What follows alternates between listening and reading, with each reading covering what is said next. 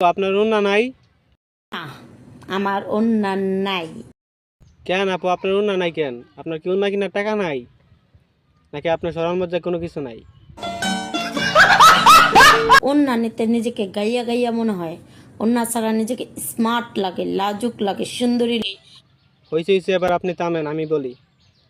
ওন্না ছাড়া আপনার এই মাগিদের মতো লাগে।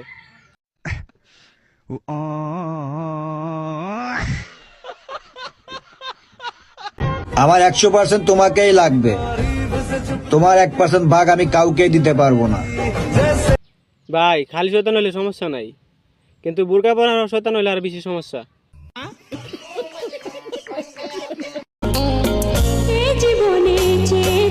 এ লাগা 500 500 500 200 300 500। এ ভাই আপনার টাকা নাইনি ভাই, আপনার লাগে মাগ না, যাও তাড়াতাড়ি যাও।